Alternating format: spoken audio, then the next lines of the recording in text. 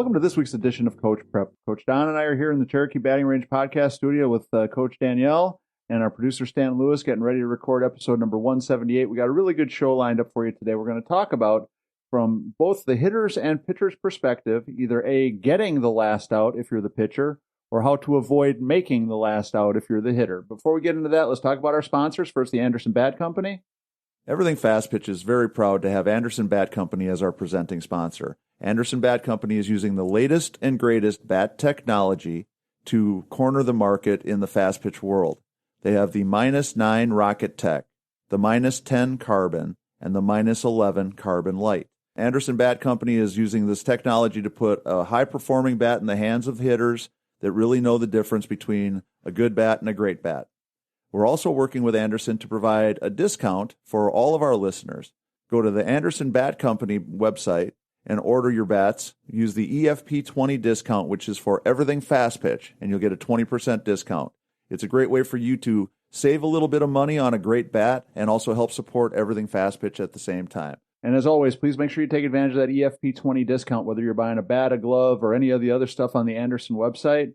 Also talking about supporting everything fast pitch, let's talk about patreon.com/everythingfastpitch. If you're in a position where you can help us, if you can afford the $5, $10, or $20 a month commitment, we definitely need more people to come on board as patrons. We've had a good year in 2022, added quite a few patrons and made some progress, but 2023 has got to have the same kind of return on investment. We need to get some more people involved.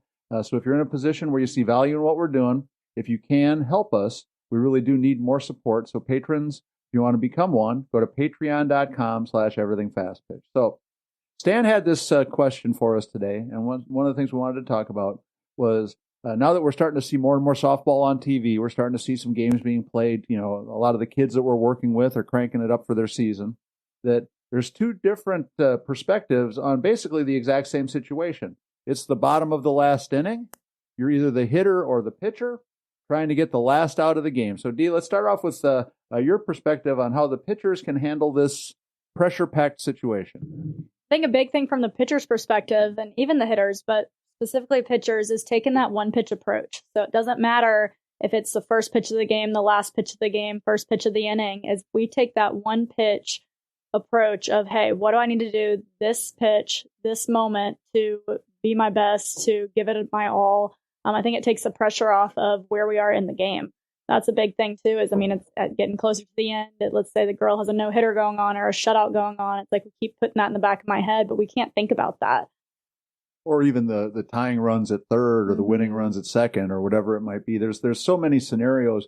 One of the things I talk with kids about all the time is that we want to get to the point where they become situation-proof, almost that they're so confident in what they're doing, they're so confident in their preparation that even when it is a quote-unquote pressure-packed situation, the tying runs at third, it's the championship game, mom and dad are screaming from the stands, it's a team you really don't want to play against or that you have a really strong rivalry, whatever all those different circumstances might be, that we can count on what we've done in preparation that's got us confident that we're ready to handle that situation no matter what it is. No, I like what you're both saying for sure, because familiar is comfortable. And if it's an unfamiliar thing or an undesirable situation where there's so much pressure on me, rather than just being like any other time, it's difficult and challenging. And that just adds to the moment. And again, if we can make it normal or make it just standard or regular, then we're going to be okay. And if we practice like we play, I mean, for my pitchers and some of the bullpens that we do in the spring is really focusing on different situations. So I'll put them through, whether it's a 7-inning bullpen, they only have 7 pitches to throw each inning. I try to kind of put that pressure on them. Or just depending on the situation, we'll block the plate off. So like the red of the plate, that's considered a home run. If you hit the yellow of the plate, that's considered a hit. And if you hit the green, that's considered like a called strike. And so we'll put little situations like that. And they might be like, Coach D, but that was a good pitch. I'm like, well, we're playing the different situations right now. Let's say you might not win this at bat. The umpire might kind of, I don't know, he might call a strike a ball, and how do we work through that? Or the girl just hits. I mean, I've had a girl hit a home run off me, and I swear that ball bounced before home plate. And it's just like, you know what, caps off to the batter on that one. And how can we work through those? But if we don't practice that way. If we don't prepare in those situations, it's really tough when you're just thrown out in the game of how to handle that mentally. Right. Well, one of the things from a hitter's perspective that I think most of us do is we complicate our lives so much more than it needs to be. You hear all these simple little catchphrases, but sometimes they're so obvious that they can't possibly be true. But something as simple as seeing the ball and hitting the ball, getting up to the plate and taking your hacks, going up there expecting to swing, some of those kinds of things really do simplify your life from a hitter's perspective. If you're in the box or if you're on the mound in either situation with a whole lot of, oh my gosh, if this happens, that's going to happen. If I don't do this, this bad thing's going to happen.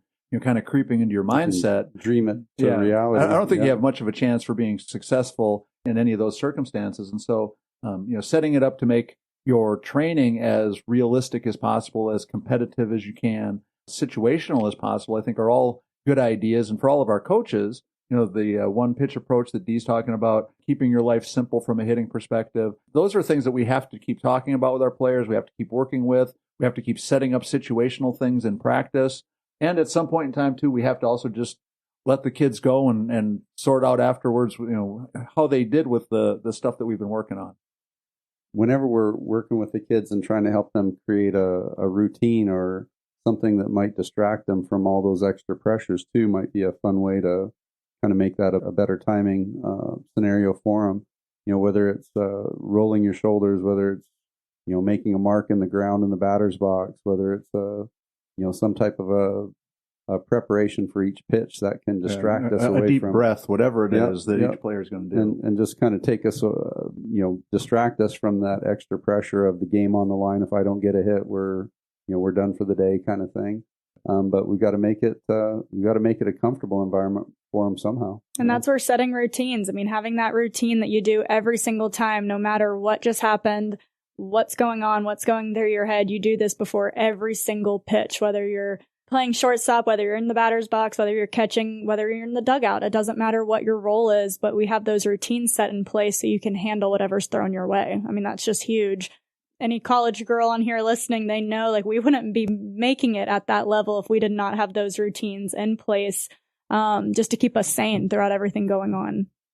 Well, and one of the things that I think is really important from a coaching perspective is also we have to understand our impact on what's happening in the game itself. And if it's the bases loaded with the bottom of the seventh inning and I'm in the dugout looking like a nervous wreck, having a hard time, even looking at my notes to call a pitch, or if I'm, acting all crazy in the third base coach's box or saying all kinds of, super intense, crazy stuff now because the game's on the line. Something away from the normal. Right. And so, for all of us to try to find that even keel, that safe place where you feel confident and comfortable and know that you're going to just, give it your best effort. I think that's a great place to start because, Danielle said something earlier that I think we have to always keep in mind. And, I've watched a lot of the college games from the Clearwater tournament this weekend. And one of the things that you can't help but see, as Dee alluded to, a pitcher makes what looks like the best pitch ever, and somebody still hits a 250-foot missile. Right. You make the greatest pitch ever. You get a 6-hopper to your second baseman, and she still sails it into the dugout when she's throwing it over to first base. You're totally prepared. You took nothing but really good swings, and all of a sudden full count, and you got a chance to be the hero, and somebody freezes you with that back-breaking changeup. And it's going to happen to all of our players as we're coaching. And so if we can have that even keel, if we can have a little bit more of or maintain our consistency in what we're saying and doing as coaches, I think that's going to go a long way too towards helping our players continue to play the game the way we want them to do well. Yeah.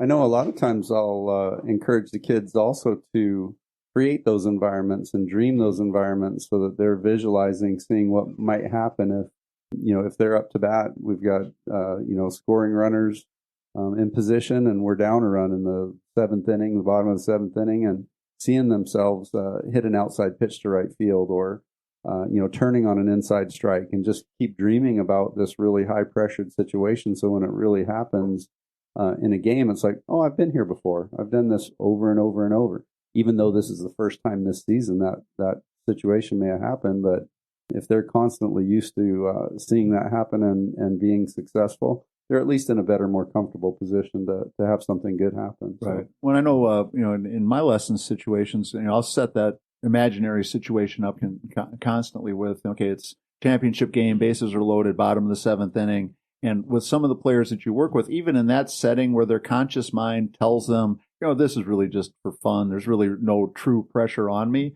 you can see kids tensing up, and they get a look on their face like, oh my gosh, I don't really want to have to face this this kind of a challenge. But I think if we can again package it for them a little bit differently, so they see it as, hey, here's your chance to show everybody that all this hard work you're doing, all this stuff that you've done, this is your chance to to show the world that all that hard work has paid off, that you've really accomplished something. And so trying to help them see it as an opportunity instead of a threat, and some of those kinds of things again are more comforting. And it's stuff that we all know we should be doing for all of the players we work with, but it's easy to say, hey, make sure you stay calm, make sure you act the same as always. And I know, there were times in my life, the conference championship Sunday or whatever, during pregame warmups or whatever, I was off a little bit. I was a little bit tense or a little bit distracted or whatever it might be. Being aware of it, knowing that it can happen, I think goes a long way towards hopefully staying on the right track. What do y'all think about this? You're training and you get to that point when you're about to finish and you say, okay, one more good one. And that's when it seems like it takes like 20 more attempts before we get that one more good one, because the situation has changed and they're trying harder and they, swing a little harder. They try and make it the best swing of the whole set. Kind of throws them off just because that situation has changed a little bit. Right. Something we do in my lessons is I always say we're going to do the do or die pitch. And my younger girls will look at me with big old eyes like, do or die, what does that mean? And I'm just training them of like what that phrase is for the pressure. outfield. Yeah. But I'm like, hey, you have a do or die pitch, whether it's a good pitch or a bad pitch. And I'm a big believer on ending on a good pitch in a lesson. I am. But I'm also training them because sometimes it takes those 20 pitches. And I'm like, look, like we don't have time for we got to get moving. But that do or die situation, it truly is setting them up in a mental mindset of like, this is what do I need to do this pitch right here, right now to feel accomplished before the end of the day. And so I think that's a cool little strategy of just showing that as well. So it doesn't take. You get one more and that's it. Right. Yeah. But I think sometimes too, I think once you have a relationship with some of the players you're working with, when you have that, I need one more kid, they'll hit a missile on the pitch before they think they got one more that's just a little bit better in them, or they'll hit a pop-up on what's supposed to be the last pitch and they'll be like, well, can I have one more? Like, well, is the umpire going to let you have one more? Is the other team going to let you have one more? And so sometimes I think turning that pressure up a little bit sometimes in training or in practice is a potentially useful tool in some situations too. And the other thing, the other wild card that Stan mentioned that we really can't control, but I think we can help our players be more prepared for it, is the psycho parent that goes off the deep end when their kid's also in that same situation. They don't create any extra pressure, do they? The pitcher parent who's Mom and Dad. that's hanging on the fence on every pitch, and all of a sudden it's the do or die situation for the pitcher or the do or die situation for the hitter. Helping players again kind of understand that the kids peek at mom and dad too, don't they? Well, yeah. If you find a kid that isn't doing that, I'd love to know who it is, right? And you see it so often that just turns the pressure up, turns the volume up to 11. For those players trying to handle the situation already. So we need to talk with mom and dad and get them on board too, right? And the kids too. Just to help them start to develop some strategies. A lot of this comes back to all the mental game stuff that we talk about fairly frequently.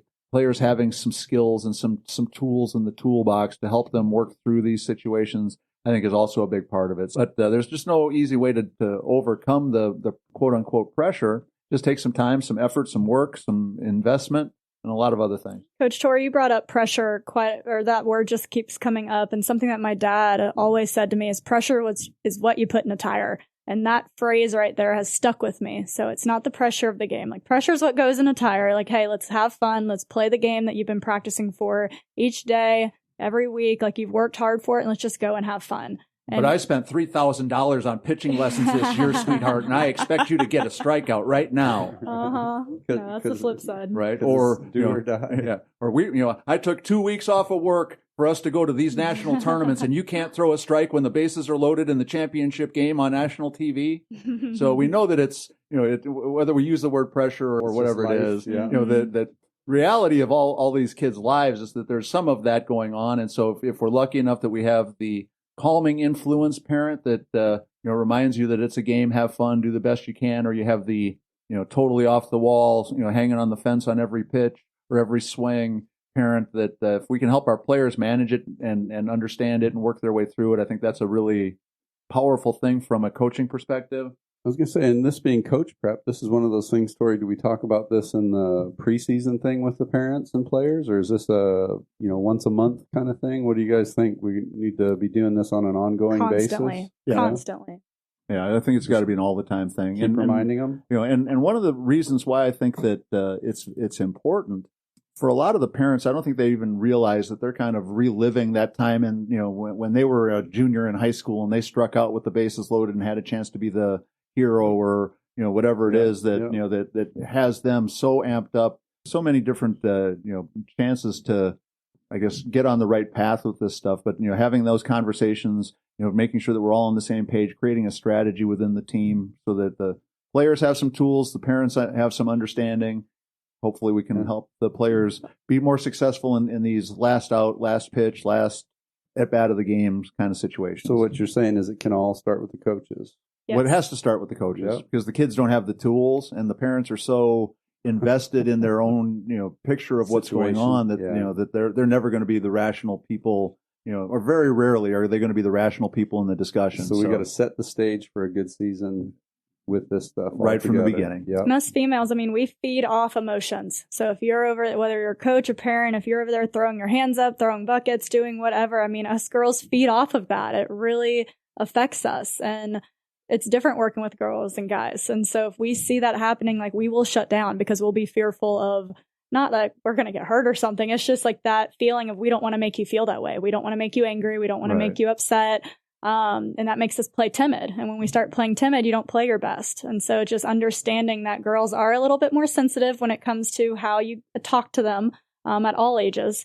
And that's just, I think, something to be very aware of just knowing that we are sensitive, even though we need to toughen up. Trust me, I'm all about being tough on girls. I like that tough energy. But at the end of the day, we have to kind of understand who our audience is a little bit when it comes to being aggressive like that. Enough. That's well, good. But the coaches never made the last out or gave up the game-winning home run or walked somebody with the bases loaded. They've never done that, so they can't relate. Wait a second. Yeah. So, and I think that's maybe the moral to the story of just spend a second remembering back to how you felt as a player when you were facing those same kind of opportunities, and try to figure out how to do it better, make it better for the players that you're working with.